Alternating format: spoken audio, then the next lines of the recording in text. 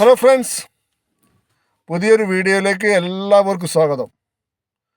നമ്മളുള്ളത് കോട്ടക്കൽ ചനക്കൽ ഓവർപാസിൻ്റെ മുകളിലാട്ടോ.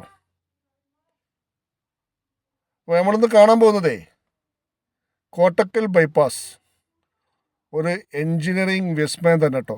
ആ വയഡറ്റ് പാലം,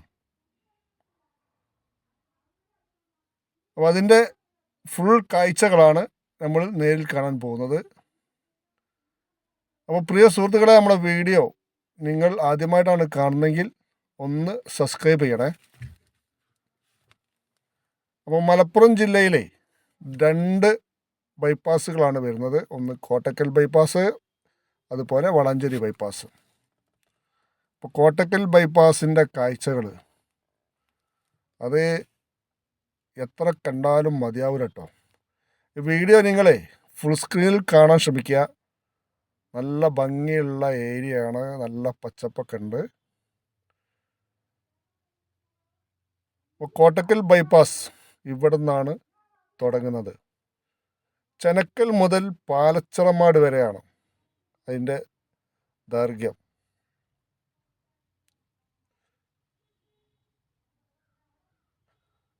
ഇപ്പോൾ കോട്ടക്കൽ ആ ഭാഗത്തേക്കുള്ള എളരിക്കോട് കോട്ടക്കൽ ആ ഭാഗത്തൊക്കെയുള്ള ആ വലിയ ഗതാഗത കുരുക്കൊക്കെ ഒഴിവാക്കാൻ വേണ്ടിയിട്ട്, അതുമല്ല കുറച്ച് ഹൈറ്റുള്ള സ്ഥലങ്ങളാണല്ലോ, കയറ്റും ഇറക്കും, മലമുകൾ ആണെന്ന് തന്നെ പറയാം.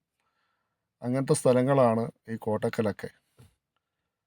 അപ്പോൾ അതിൻ്റെ ഒരു ചെറിയ ആകാശ ദൃശ്യമാണ് നിങ്ങൾ ഈ കാണുന്നത്. മുഴുവനായിട്ടില്ല, കുറച്ച് ആകാശ ദൃശ്യങ്ങളും ബാക്കി നമ്മൾ ആ റോഡിൽ കൂടി തന്നെ, പുതിയ ബൈപ്പാസിൽ കൂടി തന്നെ നമ്മൾ മുഴുവനായിട്ട് പോയിട്ടാണ് ഈ വീഡിയോ എടുക്കുന്നത് കേട്ടോ.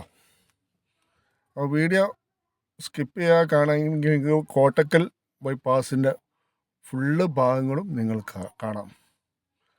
അപ്പോൾ ഈ തുടങ്ങുന്ന ഈ ഭാഗത്തൊക്കെ കണ്ടോ, സോയിൽ നെയിലിംഗ് ഒക്കെ ചെയ്ത്, സോയിൽ നെയിലിംഗ് ചെയ്തതിൻ്റെ താഴെ ഭാഗത്ത് ഒരു കരിമ്പാറയാണ്, അതവിടെ പൊട്ടിച്ചെടുക്കുകയാണ്. നല്ല ഹൈറ്റിലാണ് ഇവിടെ ഈ റോഡ് താഴ്ത്തി കൊണ്ടുപോയത്. അതുകൊണ്ട് അത്രയും ഭാഗം കരിമ്പാറയാണ്. അപ്പോൾ അതവിടെ പൊട്ടിച്ചെടുക്കുന്ന വർക്കൊക്കെ അവിടെ നടക്കുന്നുണ്ട്. ഇവിടുന്ന് അങ്ങോട്ട് ആണ് ഈ വയഡറ്റ് ബ്രിഡ്ജ് വരുന്നത്. ഈ ചനക്കൽ ഈ ഭാഗത്തും, അതുപോലെ ചനക്കൽ ഈ ഭാഗത്താണ് കുറച്ച് വയഡറ്റ് ഭാഗം വന്നത്. പിന്നെ കുറച്ച് ഭാഗം പാലച്ചറമാട് ആ ഭാഗത്താണ് വന്നത്. പിന്നെ അതിൻ്റെ സെൻറ്ററിൽ ഇപ്പം റോഡ് ഹൈറ്റിൽ ആ ബ്രിഡ്ജിന് കണക്കായിട്ട് ഉയർത്തി കൊണ്ടുവന്നതാണ്. ഇവിടെ ഒരു സൈഡിലാണ് ഈ വയഡറ്റ് പാലം പോകുന്നത്. ഒരു സൈഡ് കുറച്ച് ഭാഗം മണ്ണിട്ട് ഉയർത്തി കൊണ്ടുവന്ന ഭാഗങ്ങളാണ്.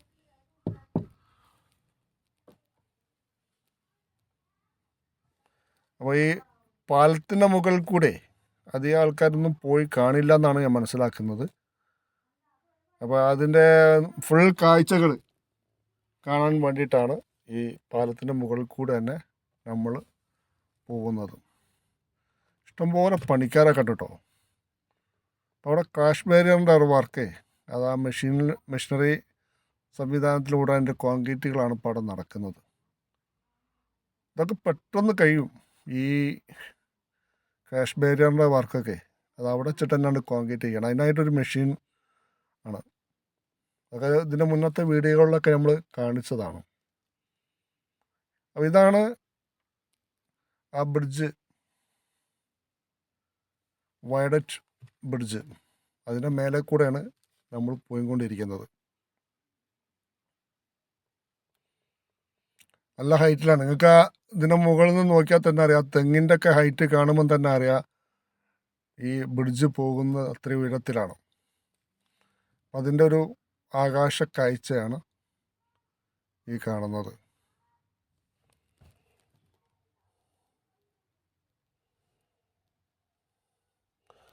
മനോഹരാട്ടോ. കോട്ടക്കൽ ബൈപ്പാസിൻ്റെ വർക്കുകളൊക്കെ കഴിഞ്ഞാൽ നല്ല ഭംഗിയായിട്ട് രണ്ട് ഭാഗവും പ്രകൃതി ആസ്വദിച്ചിട്ട് നമുക്ക് പോകാൻ പറ്റും. നല്ല പച്ച പുതച്ച സ്ഥലം. ഇവിടുന്ന് അങ്ങോട്ട് പോയാൽ നല്ല വയലാണ്, ഫുള്ള് നെല്ലും പാടമൊക്കെ ആയിട്ടുള്ള നല്ല സ്ഥലങ്ങൾ. അപ്പോൾ ഇവിടെ ഇനി അതിൻ്റെ ക്രാഷ് ബാരിയറിൻ്റെയും സെൻറ്ററിൻ്റെ ഡിവൈഡറിൻ്റെ പണിയാണ് ഈ ബ്രിഡ്ജിൻ്റെ മുകളിൽ ബാക്കി വന്നത്. എന്തായാലും 2025 മാർച്ച് അവസാന ഘട്ടത്തിൽ ഈ റോഡ് വർക്ക് തീർന്ന് മെയ് മാസം ഓപ്പൺ ചെയ്ത് കൊടുക്കുമെന്നാണ് പറയുന്നത്. അപ്പോൾ അതിനൊക്കെ തീരാൻ മാത്രം ഇനിയിപ്പോൾ 2-3 മാസം എന്തായാലും ഉണ്ടല്ലോ, തീരാൻ മാത്രമുള്ള വർക്കുകളുള്ളൂ. പ്രധാനപ്പെട്ട വർക്കുകളും കാര്യങ്ങളും ഒക്കെ കഴിഞ്ഞിട്ടുണ്ട്. അപ്രോച്ച് റോഡിൻ്റെ വർക്കുകളൊക്കെയാണ് ഇനി ചില്ലറ ബാക്കിയുള്ളത്. ബ്രിഡ്ജിൻ്റെ പണികളും കാര്യങ്ങളൊക്കെ കഴിഞ്ഞിട്ടുണ്ട്. പക്ഷെ ഇതിൻ്റെ മുകളിൽ സ്ട്രീറ്റ് ലൈറ്റിൻ്റെ കാലുകളൊന്നും സ്ഥാപിച്ച് കണ്ടിട്ടില്ല. അതിന് ആ ക്യാഷ് ബാരിയറിൻ്റെ വർക്ക് കഴിഞ്ഞാലായിരിക്കും അത് അവിടെ സ്ഥാപിക്കാൻ സാധിക്കുകയുള്ളൂ. അപ്പോൾ അതൊക്കെ എന്തായാലും ഉണ്ടാവും. സ്ട്രീറ്റ് ലൈറ്റും കാര്യങ്ങളൊക്കെ ഉണ്ടാവും. പിന്നെ പല ഭാഗത്തും നമ്മൾ റോഡ് പോകുന്ന വർക്ക് കഴിഞ്ഞ ചില ഭാഗത്ത് വലിയ കാലിൻ്റെ മുകളിൽ വലിയ ക്യാമറ ഒക്കെ വെച്ചിട്ടുണ്ട്. അത് ഈ റോഡിൻ്റെ മൊത്തം വിഷ്വൽ കിട്ടാൻ വേണ്ടിയിട്ടാണെന്നാണ് മനസ്സിലാക്കുന്നത്. അല്ലാതെ അത് മറ്റേ AI ക്യാമറ മറ്റൊന്നല്ല, ട്രാഫിക് ക്യാമറ അല്ല എന്നാണ് മനസ്സിലാക്കുന്നത്. ഈ നാഷണൽ ഹൈവേ അതോറിറ്റിൻ്റെ കീഴിൽ വരുന്ന ഈ റോഡിൻ്റെ ഭാഗമായിട്ടുള്ള ക്യാമറയാണ് എന്നാണ് മനസ്സിലാക്കുന്നത്. അപ്പോൾ നമ്മൾ താഴെ ഇറങ്ങി, അവിടുന്ന് നമ്മൾ കുറച്ച് മുന്നോട്ട് പോയിട്ട് പിന്നെ അങ്ങോട്ട് പോകാൻ കഴിയുന്നില്ല. അപ്പോൾ നമ്മൾ താഴെ ഇറങ്ങി. ഇതാണ് നമ്മളെ ഈ വയലറ്റ് പാലം. അതിൻ്റെ തൂണുകൾ ഇവിടെ ചെറുതായി പിന്നെ അതങ്ങനെ ഓരോ തൂണുകളും വലുതായി പോവുകയാണ്.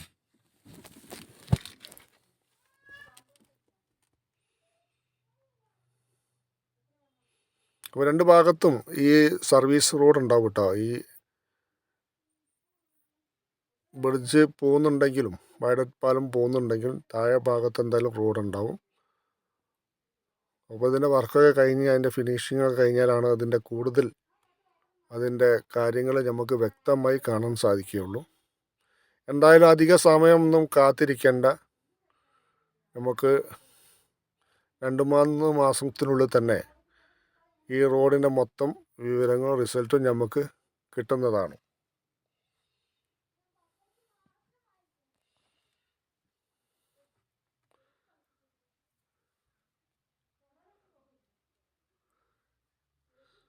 അപ്പോൾ ഇവിടുന്ന് അങ്ങോട്ട് ഉള്ള ഈ ബ്രിഡ്ജ് കഴിഞ്ഞിട്ട് പിന്നെ അവിടുന്ന് അങ്ങോട്ട് അതിൻ്റെ അപ്രോച്ച് റോഡ് മണ്ണിട്ട് ഉയർത്തി വരുന്ന വർക്കുകളൊക്കെ അവിടെ നടക്കുന്നുണ്ട്.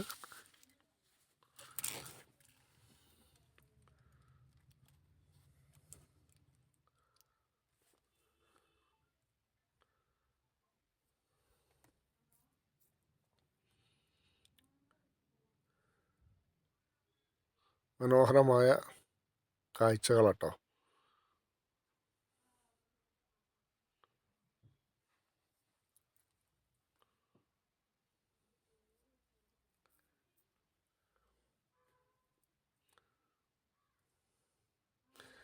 ഇതിൻ്റെ ചില ഭാഗങ്ങളിലൊക്കെ ഈ തോടുകൾക്ക് വേണ്ടിയിട്ടുള്ള ചെറിയ പാലങ്ങൾ, ഈ വയലറ്റ് പാലം കഴിഞ്ഞതിന് ശേഷം വരുന്ന ഈ വയലിൽ തോടുകൾക്ക് കുറുകായിട്ട് പാലങ്ങളൊക്കെ സ്ഥാപിച്ചിട്ടുണ്ട്. അവിടെയൊക്കെ മണ്ണിട്ട് ഉയർത്തിക്കൊണ്ട് വരികയാണ്.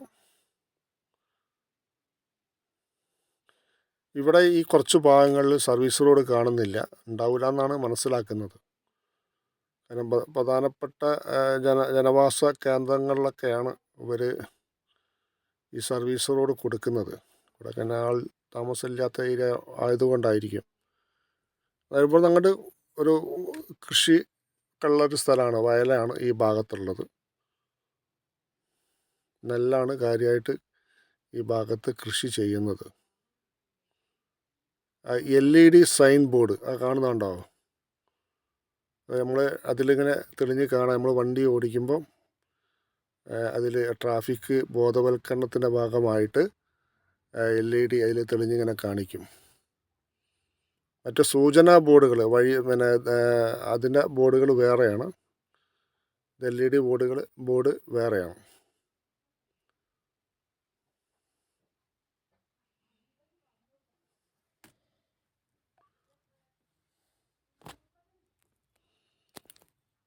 ഈ ഈ വർക്കൊക്കെ കുറേ മുന്നേ കഴിഞ്ഞതാട്ടോ. ഇവിടുത്തെ ഈ 6 വരിപ്പാതയുടെ വർക്കൊക്കെ കഴിഞ്ഞു. അപ്പോൾ എടരിക്കോട് കോട്ടക്കൽ തിരൂർ റോഡ്, അതാണ് മുന്നിൽ കാണുന്ന ആ റോഡ്. അവിടെ അണ്ടർപാസാണ് വന്നത്.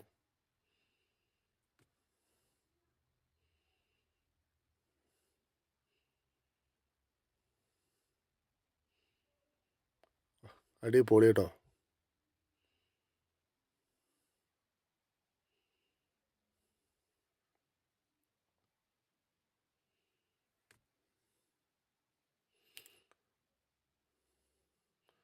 നെല്ല് ഞാറ് നട്ട് അത് ഇങ്ങനെ ഉയർന്നു വരുന്ന സമയമാണ്. പിന്നെ ഇതൊരു മാർച്ച് മാസം ആകുമ്പോഴത്തേനെ ഇതൊക്കെ കൊയ്യാനാവും. അങ്ങനെയാണ് ഒരു 3 മാസത്തെ വളർച്ചയാണ്.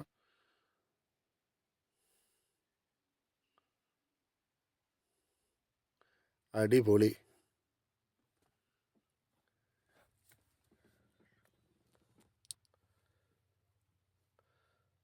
പിന്നെ നമ്മളിവിടുന്ന് അങ്ങോട്ടേ അടുത്ത വയഡറ്റ് പാലച്ചറമ്മാട് ഭാഗത്ത് വരുന്ന ആ വയഡറ്റിൻ്റെ മുകളിലേക്കാണ് നമ്മൾ പോകുന്നത്. അപ്പോൾ ഇത്രയും ഭാഗമൊക്കെ മണ്ണിട്ട് ഉയർത്തി കൊണ്ടുവന്നിട്ടുണ്ട്. ഈ തിരൂർ കോട്ടക്കൽ ആ റോഡിന് അവിടെ ഒരു അണ്ടർപാസ് വന്നിട്ടുണ്ട്. അണ്ടർപാസ് കഴിഞ്ഞ് നമ്മൾ മുന്നോട്ട് പോവുകയാണ്. ഇവിടെയൊക്കെ സർവീസ് റോഡുണ്ട് കേട്ടോ. പാലച്ചറാടമ്മാട് മുതൽ ഈ അണ്ടർപാസ് വരെ 2 ഭാഗത്തും സർവീസ് റോഡുണ്ട്.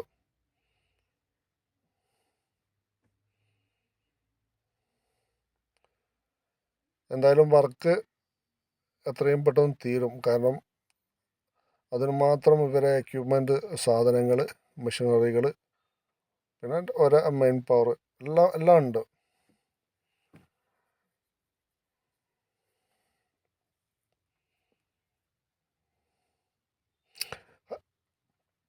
ഹൈദരാബാദ് ബേസായ KNRC എന്ന് പറഞ്ഞൊരു കമ്പനിയാണ് ഈ വർക്ക് ഏറ്റെടുത്ത് നടക്കുന്നത്.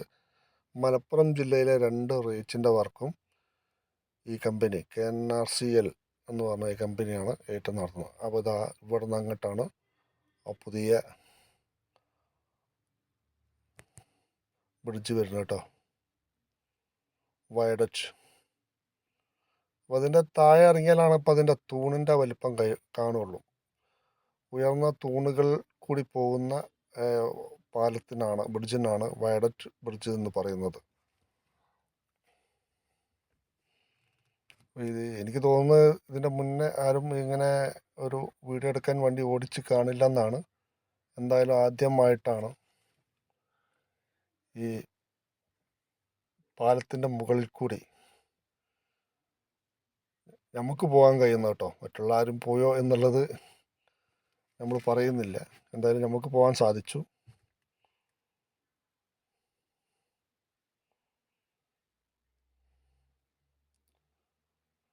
അപ്പോൾ ഏകദേശം പാലച്ചറമ്മാട് എത്താനായി.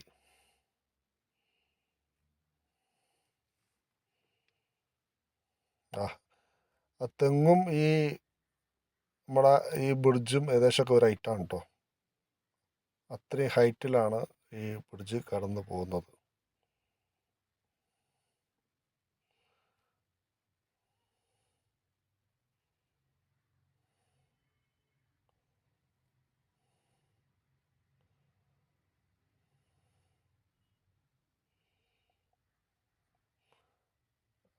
അപ്പോൾ പ്രിയ സുഹൃത്തുക്കളെ, വീഡിയോ ഇവിടെ ഏകദേശം ഈ പാലച്ചറമ്മാട് ഈ ഭാഗത്ത് അവസാനിക്കുകയാണ്. വീഡിയോ കുറച്ച് ലെങ്ത്ത് കൂടിയിട്ടുണ്ട്. അപ്പോൾ ഇത് ഫുള്ള് കവർ ചെയ്ത് എടുക്കുക എന്ന് കരുതിയിട്ട് എടുത്തതാണ്. വീഡിയോ ഇഷ്ടപ്പെടുകയാണെങ്കിൽ ലൈക്ക് ചെയ്യുക, അതേമാതിരി ഷെയർ ചെയ്യുക. അടുത്ത ഒരു വീഡിയോ ആയിട്ട് വരും. അതുവരെ ബായ്.